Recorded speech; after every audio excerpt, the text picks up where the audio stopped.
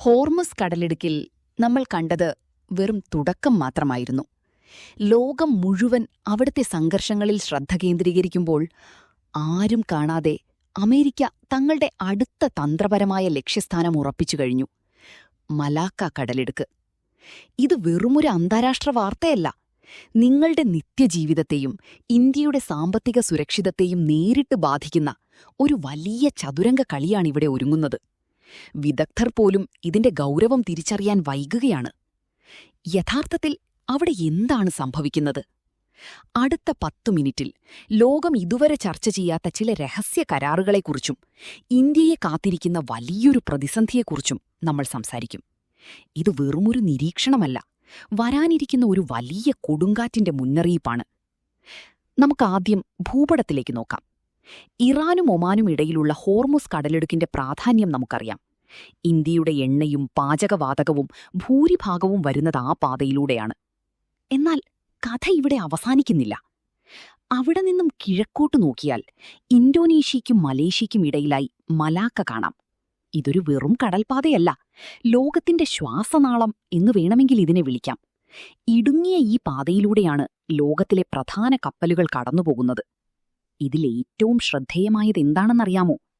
ഈ ഒരു പോയിന്റ് ആര് നിയന്ത്രിക്കുന്നുവോ അവർ ഏഷ്യയുടെ വ്യാപാരത്തെ തന്നെ നിയന്ത്രിക്കും. അമേരിക്കയ്ക്ക് ഇതൊരു തന്ത്രപരമായ ലോട്ടറിയാണ്.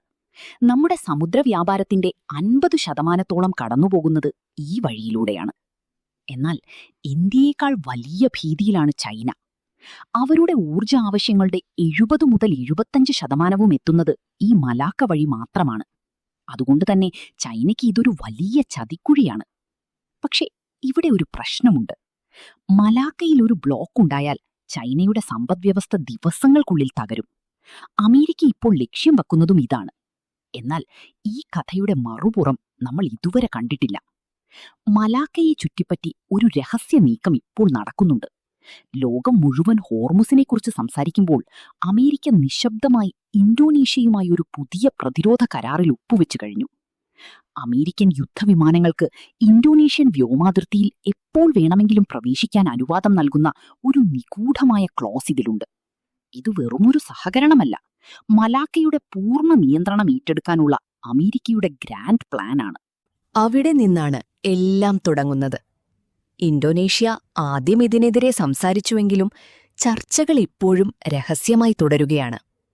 അമേരിക്കൻ വ്യോമസേന മലാക്കയുടെ ആകാശത്ത് ആധിപത്യം സ്ഥാപിച്ചാൽ പിന്നെ അവിടത്തെ നിയമങ്ങൾ അവർ തീരുമാനിക്കും.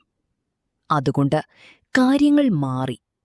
ചൈന ഇതിനെതിരെ ഇതിനകം തന്നെ ശക്തമായ മുന്നറിയിപ്പുകൾ നൽകിക്കഴിഞ്ഞു. ഇന്തോനേഷ്യയുമായുള്ള ബന്ധം വഷളാകുമെന്ന ഭീഷണിയും അവർ മുഴക്കുന്നുണ്ട്.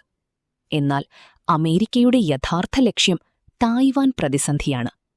തായ്വാനിൽ ഒരു യുദ്ധമുണ്ടായാൽ ചൈനയുടെ എണ്ണക്കപ്പലുകൾ മലാക്കയിൽ വച്ച് തന്നെ തടയുക എന്നതാണ് വാഷിംഗ്ടണിന്റെ പദ്ധതി. ഇവിടെയാണ് ഇന്ത്യയുടെ സ്ഥാനം നിർണായകമാകുന്നത്. ഇതിലേറ്റവും ശ്രദ്ധേയമായതെന്താണെന്നറിയാമോ? പ്രധാനമന്ത്രി നരേന്ദ്രമോദിയും ഡൊണാൾഡ് ട്രംപും തമ്മിൽ നടന്ന പുതിയ ഫോൺ കോൾ വെറുമൊരു സൗഹൃദ സംഭാഷണമായിരുന്നില്ല. ഇൻഡോ പസഫിക് മേഖലയിൽ ഇന്ത്യയുമായി ചേർന്ന് ഒരു വലിയ സൈനിക നീക്കത്തിന് അമേരിക്ക തയ്യാറെടുക്കുന്നുണ്ട്. സ്റ്റേ ട്യൂൺഡ് എന്നാണ് അമേരിക്കൻ നയതന്ത്രജ്ഞർ ഈ ചർച്ചകളെക്കുറിച്ച് പറയുന്നത്. കഴിഞ്ഞ തവണ ഈ വാക്കുപയോഗിച്ചപ്പോൾ വലിയൊരു വ്യാപാര കരാറാണ് പുറത്തുവന്നത്. ഇത്തവണ അത് അതിലും വലിയൊരു സൈനിക നീക്കമാകാനാണ് സാധ്യത. ഇതിനു പിന്നിലുള്ള സത്യമാണ് കൂടുതൽ ഭയപ്പെടുത്തുന്നത്. ഹോർമുസ് കഴിഞ്ഞാൽ മലാക്കയാണ് ഇനി ലോകത്തിന്റെ പോർക്കളം. ഇതൊരു സാധാരണ കടൽപ്പാതയല്ല, ലോകത്തിന്റെ അധികാരം ആരുടെ കയ്യിലിരിക്കുമെന്ന് തീരുമാനിക്കുന്ന നാഡീഞരമ്പാണ്.